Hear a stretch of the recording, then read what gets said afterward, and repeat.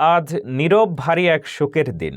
লাখো মানুষের অশ্রুসিক্ত বিদায়ে চিরনিদ্রায় শায়িত হলেন ইনকিলাব মঞ্চের মুখপাত্র, সাহসী কণ্ঠস্বর শরীফ ওসমান বিন হাদী। ছোট্ট জীবনে অন্যায়ের বিরুদ্ধে আপোষহীন অবস্থান, সততা আর নির্ভীক উচ্চারণ ওসমান হাদী হয়ে উঠেছিলেন প্রতিবাদের প্রতীক। লাখো মানুষের উপস্থিতিতে তাঁর জানাজা পরিণত হয় ভালোবাসা, শ্রদ্ধা আর কান্নার মহাস্রোতে। শেষ বিদায়ে আজ জাতি হারালো এক অকুতোভয় কণ্ঠকে।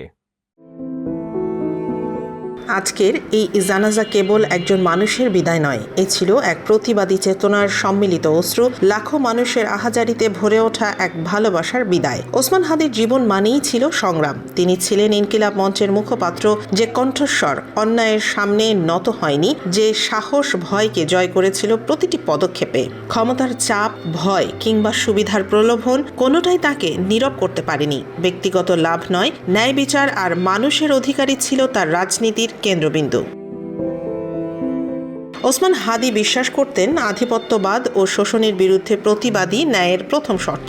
এই বিশ্বাস নিয়েই তিনি শেষ দিন পর্যন্ত ছিলেন আন্দোলনের সঙ্গে, মানুষের পাশে। আর তিনি একবার বলেছিলেন, মানুষের ভালোবাসা নিয়েই তিনি তার রবের নিকট পৌঁছাতে চান। আজ তার জানাজায় লাখো মানুষের কান্না, দোয়া আর ভালোবাসা সেই ইচ্ছাকেই যেন বাস্তব করে তুলল।